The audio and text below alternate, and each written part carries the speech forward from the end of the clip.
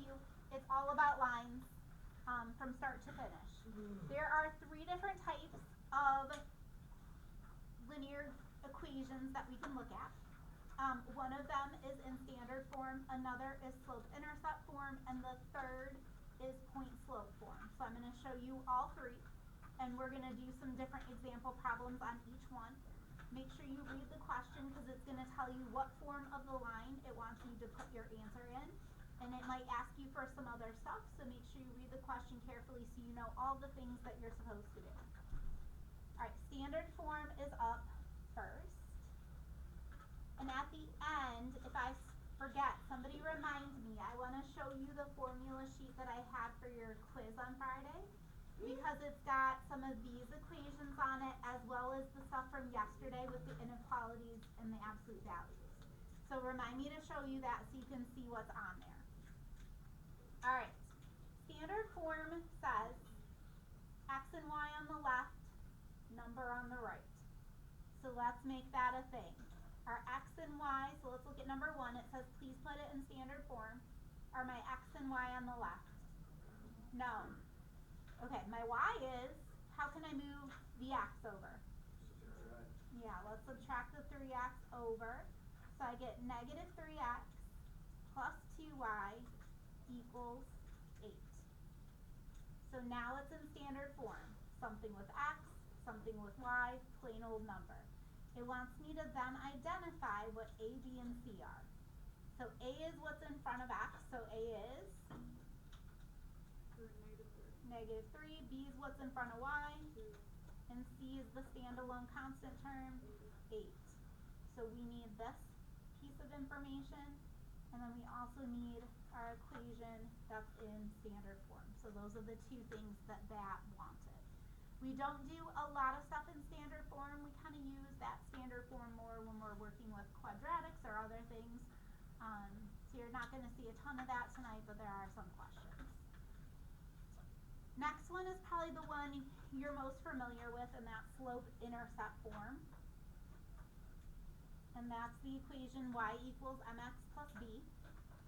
And speaking of stories from days gone by, I still remember my pre-calc teacher in high school kind of making fun of the fact that, like, why would you pick m for slope? It has nothing, like, it's not a letter in the word, like, it doesn't sound like it. Same thing for y-intercept, like, why would you pick b? I don't know. So remember though that m stands for slope, b stands for y-intercept, even though neither of them really make any sense as what they represent. Also keep in mind that this is our slope formula. So it's the y2 minus y1 over x2 minus x1. Or sometimes we call it change in y over change in x, or rise over run. We have different kind of ways that we word slope, but that's our formula for it. Alright, number 1 wants us to write an equation in slope-intercept form, so that y equals mx plus p, and it gave me a graph. Now, this graph is not the best graph I've ever seen. So we decided, second hour, that we thought that the y-intercept was probably at 3. Are you guys good with that too? Okay. So mx plus b, in this case b is a positive 3. Then I need my m still. I'm looking for that, and the m is slope. This was another one where we had to have a little bit of discussion, but we decided that it was down 1 over 1. Down 1 over 1. Are we okay with that for the slope here too? So our equation, if we're going to assume that those things are true, would be negative x plus 3. So this would be my equation. Another type of example you could see for slope-intercept form is you could be given an equation that is not in slope-intercept form and asked to switch it around so that it is. If you notice, we are missing an equal sign, so I put the equal sign right here. So let's put it in the same spot for consistency's sake. Let's pretend that's an equal sign so that we can actually do the problem. Alright, we want to go into slope-intercept form. That means y is on the left and everything else is on the right. So what could I do first to help me accomplish that? let's move the 10x over. So I'm going to move this over. Negative 5y equals negative 10x plus 25. And I left the part with x first, because again, I want to make it look exactly like that form, and the part with x comes first in our equation. Alright, y is not quite alone yet. How could I finish getting y alone? Yeah, let's divide away the negative 5. And you have to divide everything by negative 5. So we can't just pick and choose. It has to be everything. So y equals a negative divided by a negative. Those will cancel and be a positive. 10x divided by 5 is 2x. And then positive 25 divided by negative 5, negative 5. So this would be my equation. Again, always double check and make sure it's not asking for more information. If it says also identify the slope and the y-intercept, I'd say, oh, my slope is 2 and my y-intercept is negative 5. So again, just make sure you read the question and you answer all the things that is asking for. Alright, we have one more slope-intercept question hiding on the next page. This is the longest problem of the notes today. I think the rest are all a little bit shorter, and we only have 3 more after this. Alright, so again, let's remind ourselves this is y equals mx plus b. That's the format I want because I'm going into slope-intercept form. This time, instead of being given the things I was given in the past, like a graph or an equation that I needed to rewrite, this time I'm given 2 points. So I'm going to start thinking about the slope first. If I have 2 points, can I calculate my slope? Yeah. So I'm going to label one of the points x1, y1, and I'm going to label the other point x2, y2. It doesn't matter which is which. However, those little subscript numbers, the ones in the 2's, have to stay consistent. So within an ordered pair, I couldn't have an x1 and a y2. Like my little numbers need to be the same. Alright, so let's plug into our formula. Our formula was y2 minus y1 over x2 minus x1. We've used this formula so much, and I can tell you for sure that's not going to be on the formula sheet I'm going to show you in a minute for the quiz. Alright, y2 minus y1 over x2 minus x1. When I subtract in my numerator, what do I end up with? 8. When I subtract in my denominator, 2. So overall I have 4. And again, this is my m value. Now, I still need to figure out what the b is. I need to figure out what my y-intercept is, and I don't know. So what I'm going to do next, I'm going to go back to this equation. I'm going to plug in my slope, bless you, and I'm also going to plug in a point. It doesn't matter which point. You can plug in either. You're going to get the same answer. So I'm going to plug in this point just because the numbers are smaller, and let's just make life a little easier. So I'm going to plug in 5 for y, and I'm going to plug in 1 for x. Again, if you don't trust me, try the other point. I'm serious. It will give you the same thing. Alright, so we've got 5 equals 4 times 1, which is just 4, plus b. How can I finish solving for b? Yeah, subtract over the 4. So now I know b is equal to 1. So y equals mx plus b.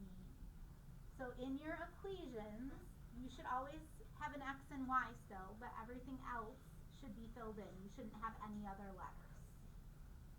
So an x and y are the only things that are allowed to stay. We can't let the m stay or the b stay. Good? Okay. Last but not least, point slope form. Now this one makes sense in terms of the name because, well, we are given a point in the slope within the equation. So it does make sense. Notice that the x1 and y1 are what we're going to fill in for. They represent the ordered pair. So just like the last problem we did, I'm not going to fill in for just x and just y. I'm going to fill in for x1 and y1, but the x and the y are going to stay. Alright, number 1 is the easiest of the last three. I'm given a slope of 5, and then I'm given a point, and this will be my x1, y1. Do you see how I have everything I need and I can plug right in? So let's plop those into the equation. So y minus, what's my y1? Negative 7. So minus negative 7 is really plus 7 equals m, what's my m? Times x minus x1. What's my x1? 3. And I'm done. So that is my point slope form because I can pick out my slope, 5, and I can pick out my point, 3, negative 7. Alright, number 2 and 3 are almost the same. Obviously 3 looks trickier. There are more words, yes. Starting with number 2, I have 2 points, which is actually more than what I need. So for point slope form, do I need 2 points to plug in? No. So I only need one of those. However, what else do I need? Slope. So I am going to use the fact that I have 2 points to help me find my slope. So I'm going to call this one x1, y1, and I'm going to call this one x2, y2. And the first thing I'm going to do is find my slope. So I'm going to do y2 minus y1 over x2 minus x1. What do I get in the top? 12. What do I hit in the bottom? 6. I wrote 6 instead of 7. Okay, so this should have been a 7. I did the math in my head. I'm so sorry. I did the math in my head and I was like, the answer is 6, and that's what I wrote down. It should have said 7 minus 1, which is 6. Alright, 12 divided by 6 is 2. Alright, and this is my slope. Okay, let's plug in. Y minus, and I'm going to use this point. Y minus 1 equals m, I just calculated it, times x minus x1. Now, you could have also used the other ordered pair, and that answer would be perfectly correct as well. So right here, you could have a 13, and right here, you could have a 7, and that would work too. And so when I make my answer keys for tests and quizzes, I have both answers sitting there so I can kind of scan them easily. Both would get full credit. Last one, you ready? Leaning Tower of Pisa. It's leaning over, and it's telling me how much it's leaning per year. So the year is the independent variable because the year depends on nothing, right? The years go by no matter what. The years happen. So this is going to be my independent variable. So the first pair of like year and tilt I have is 1993. So again, 1993 is my year, and it is my independent variable because time depends on nothing. And in that year, I was tilting, not I, but the Leaning Tower of Pisa was tilting 5.4 meters. And then it gives me another year and how much it was tilting. In 1350, so again 1350 goes first because it's my year and my independent variable, it was tilting 1.4 meters. Do you see how number 3 now is almost identical to 2? Do I have 2 ordered pairs? Mm-hmm. Okay, and it's asking me to find the same thing. So let's do the same thing we just did. I'm going to call this one x1, y1, and this one x2, y2. If you are feeling like you want to do the opposite, again, you could call this x2, y2, and this x1, y1. It doesn't matter. Keep the subscripts consistent. y2 minus y1 over x2 minus x1. And when you get your answer, it's a really small decimal.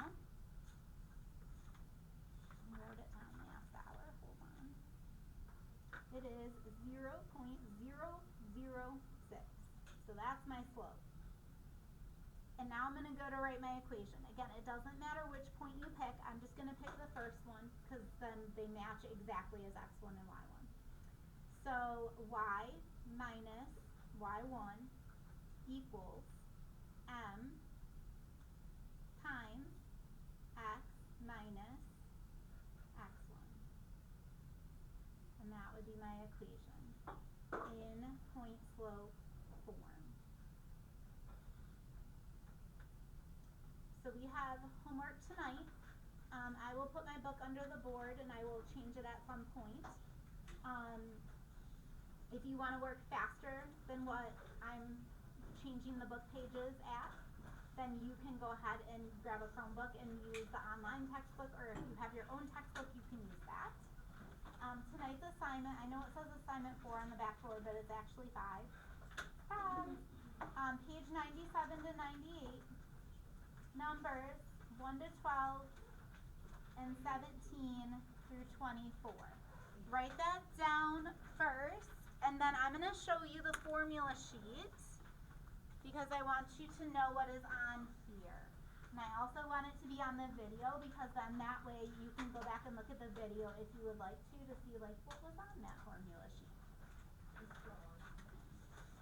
So page 97 to 98, 1 to 12, 17 to 24. Okay, I'm going to zoom out. I can go back to the problems again. You said 1 to 12. Yep, it's on the backboard. 1 to 12, 17 to 24. Alright, here is the formula sheet for the quiz you're going to take on Friday. Do you see how it has all three equations? Does it tell you which is which?